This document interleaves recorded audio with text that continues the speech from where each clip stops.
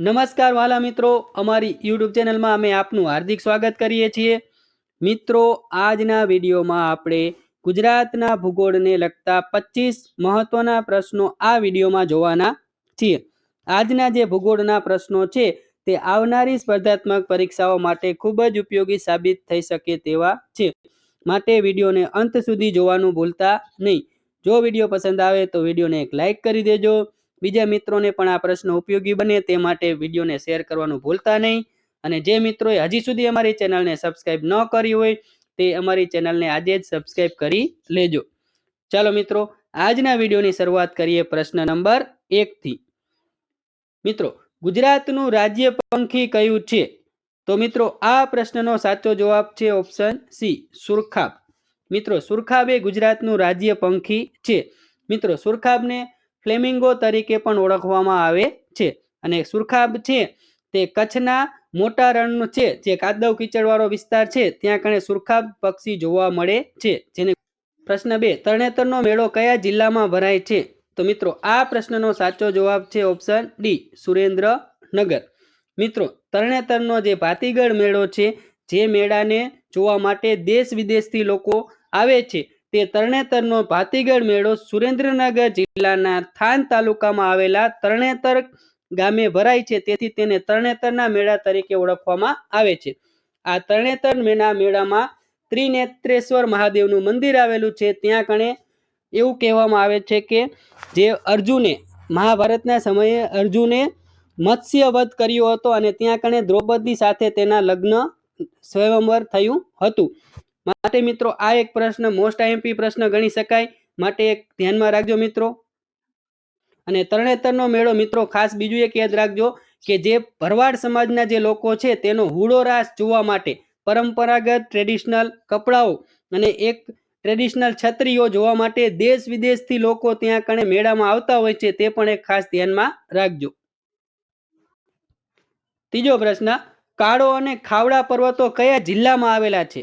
તો મિત્રો, આ પ્રશ્નનો સાચો જવાબ છે ઓપ્શન સી, કચ્છ. મિત્રો, કાળો અને ખાવડો પર્વત છે તે કચ્છ જિલ્લામાં આવેલો છે. ચોથો પ્રશ્ન, ગુજરાતની આબોહવા કેવી છે? તો મિત્રો, આ પ્રશ્નનો સાચો જવાબ છે ઓપ્શન બી, મોસમી. મિત્રો, ગુજરાતની જે આબોહવા છે તે મોસમી આબોહવા છે. મિત્રો, ભારતની આબોહવા કેવી છે? તો ભારતની આબોહવા પણ કેવી છે? મોસમી. પાંચમો પ્રશ્ન, ગુજરાતના બગીચા તરીકે કયો વિસ્તાર જાણીતો છે? તો મિત્રો, આ પ્રશ્નનો સાચો જવાબ છે ઓપ્શન બી, મધ્ય ગુજરાત. મિત્રો, મધ્ય ગુજરાત છે તે ગુજરાતના બગીચાઓ તરીકે ઓળખાય છે. એ ખાસ ધ્યાનમાં રાખજો. છઠ્ઠો પ્રશ્ન, ગુજરાતનું કુલ ક્ષેત્રફળ કેટલું છે? તો મિત્રો, આ પ્રશ્નનો સાચો જવાબ છે ઓપ્શન સી, 1,96,024 ચોરસ કિલોમીટર. મિત્રો, યાદ રાખજો, 1,96,024 ચોરસ કિલોમીટર ગુજરાતનું કુલ ક્ષેત્રફળ છે. મોસ્ટ આઈએમપી પ્રશ્ન છે, માટે મિત્રો ધ્યાનમાં રાખજો. સાતમો પ્રશ્ન, ગીર અભયારણ્યની સ્થાપના ક્યારે કરવામાં આવી હતી? તો મિત્રો, આ પ્રશ્નનો સાચો જવાબ છે ઓપ્શન સી, 1975. મિત્રો, જે ગીર અભયારણ્ય છે જે જુનાગઢ ખાતે આવેલું છે તેની સ્થાપના ઈસવીસન 1975માં કરવામાં આવી હતી. આઠમો પ્રશ્ન, કલ્પસર શું છે? તો મિત્રો, આ પ્રશ્નનો સાચો જવાબ છે ઓપ્શન એ, ખંભાતના અખાતમાંથી મીઠું પાણી મેળવવાની યોજના. મિત્રો, કલ્પસર એ શું છે? તો કે કલ્પસર એ ખંભાતના અખાતમાંથી મીઠું પાણી મેળવવાની યોજના છે. ખાસ મિત્રો ધ્યાનમાં રાખજો, મોસ્ટ આઈએમપી પ્રશ્ન ગણી શકાય. નવમો પ્રશ્ન, સમગ્ર વિશ્વમાં ઘુડખર નામનું પ્રાણી ફક્ત કઈ જગ્યાએ જોવા મળે છે? તો મિત્રો, આ પ્રશ્નનો સાચો જવાબ છે ઓપ્શન ડી, કચ્છના નાના રણમાં. મિત્રો, સમગ્ર વિશ્વમાં જે ઘુડખર પ્રાણી છે તે ફક્ત ગુજરાત રાજ્યના કચ્છ જિલ્લામાં જે કચ્છના બે રણ છે, નાનું રણ અને મોટું રણ, એમાં નાના રણમાં જે ઘુડખર પ્રાણી જોવા મળે છે. 10મો પ્રશ્ન, ગુજરાતમાં કયા સ્થળે એપીકલ્ચરનો એટલે કે મધમાખી ઉછેર કેન્દ્રનો વિકાસ થયેલો જોવા મળે છે? તો મિત્રો, આ પ્રશ્નનો સાચો જવાબ છે ઓપ્શન બી, પાલીતાણા. મિત્રો, પાલીતાણા ખાતે એપીકલ્ચરનો એટલે કે મધમાખી ઉછેર કેન્દ્રનો વિકાસ થયેલો જોવા મળે છે. મિત્રો, એક ખાસ પ્રશ્ન બીજો પણ ધ્યાનમાં રાખજો કે જે એપીકલ્ચર છે તેને શું કહેવામાં આવે છે? તો એપીકલ્ચરને મધમાખી ઉછેર કેન્દ્ર અથવા મધમાખીના ઉછેરની જે પદ્ધતિ છે તેને એપીકલ્ચર તરીકે ઓળખવામાં આવે છે, એ પણ ખાસ ધ્યાન રાખજો. 11મો પ્રશ્ન, દાદા હરીની વાવ ક્યાં આવેલી છે? તો મિત્રો આ પ્રશ્નનો સાચો જવાબ છે ઓપ્શન બી, અમદાવાદ ખાતે. મિત્રો દાદા હરીની વાવ છે તે અમદાવાદ ખાતે આવેલી છે. 12મો પ્રશ્ન, ગુજરાતમાં લીલીના ઘેરનો પ્રદેશ કયો કહેવાય છે? તો મિત્રો આ પ્રશ્નનો સાચો જવાબ છે ઓપ્શન ડી, ઉના અને ચોરવાડનો પ્રદેશ. મિત્રો ગુજરાતમાં જે લીલીના ઘેરનો પ્રદેશ છે તે ઉના અને ચોરવાડનો જે પ્રદેશ છે તે ઓળખાય છે. 13મો પ્રશ્ન, ગુજરાતના કયા બંદરના બારાનો આકાર ઘંટ જેવો છે? તો મિત્રો આ પ્રશ્નનો સાચો જવાબ છે ઓપ્શન બી, માંડવી. મિત્રો જે માંડવી બંદર છે તેના બારાનો આકાર ઘંટના આકાર જેવો છે. 14મો પ્રશ્ન, કચ્છના રણ વિસ્તારો શાના ઉંચકવાથી બન્યા છે? તો મિત્રો આ પ્રશ્નનો સાચો જવાબ છે ઓપ્શન સી, ખંડીય છાજલી. મિત્રો જે કચ્છનો રણ વિસ્તાર છે તે ખંડીય છાજલી ઉંચકવાથી, એટલે કે જ્યાં પાણી ભરેલો ભાગ હતો તે ભાગમાં જમીન ઉપસવાથી ત્યાં કણે રણ વિસ્તારનો ભાગ બનેલો છે. એટલે કે ભૂગર્ભિક ક્રિયાઓના પરિણામ સ્વરૂપે રણ વિસ્તારનો જે ભાગ છે તે ઉપસી આવેલો છે. 15મો પ્રશ્ન, યુનિસેફની મદદથી ગુજરાતમાં કઈ ડેરીની સ્થાપના કરવામાં આવી છે? તો મિત્રો આ પ્રશ્નનો સાચો જવાબ છે ઓપ્શન ડી, અમૂલ ડેરી. મિત્રો જે અમૂલ ડેરી છે તે આણંદ ખાતે આવેલી છે, જે એશિયાભરની સૌથી મોટી સહકારી ડેરી તરીકે ઓળખાય છે, જેની સ્થાપના ડોક્ટર વર્ગીસ કુરિયન અને ત્રિભુવનદાસ પટેલ દ્વારા કરવામાં આવી હતી.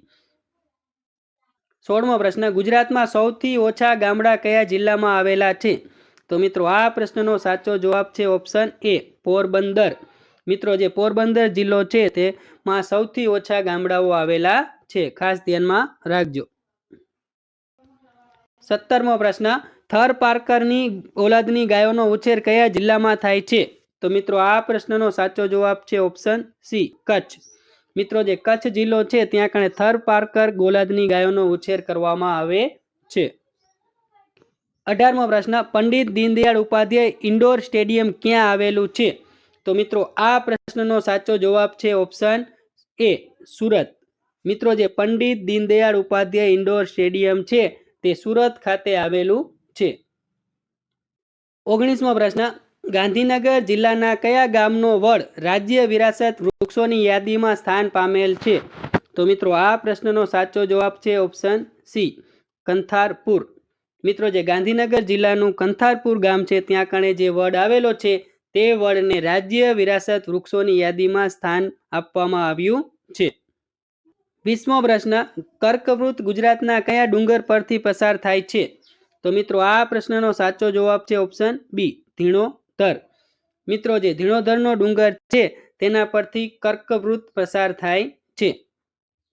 21મો પ્રશ્ન, ગુજરાતના કયા જિલ્લામાં બિલકુલ વન વિસ્તાર નથી?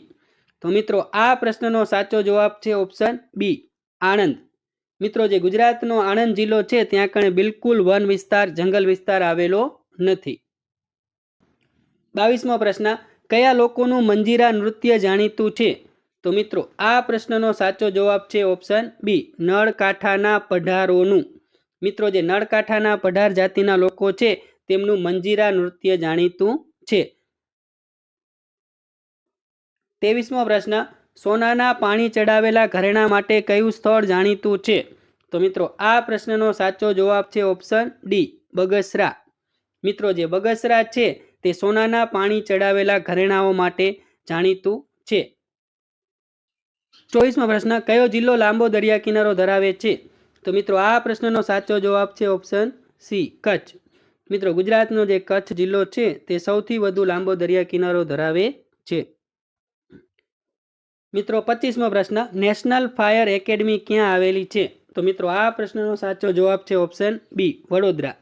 મિત્રો જે નેશનલ ફાયર એકેડમી છે તે વડોદરા ખાતે આવેલી છે, ખાસ મિત્રો ધ્યાનમાં રાખજો.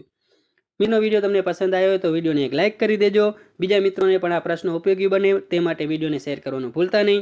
અને જે મિત્રો હજી સુધી અમારી ચેનલને સબસ્ક્રાઇબ નથી કરી તે મિત્રો આજે જ અમારી ચેનલને સબસ્ક્રાઇબ કરી લેજો, કેમ કે અમારી ચેનલ ઉપર અમે સ્પર્ધાત્મક પરીક્ષાઓને લગતા મોસ્ટ ઇમ્પોર્ટન્ટ પ્રશ્નોના વિડીયો મૂકતા હોઈએ છીએ.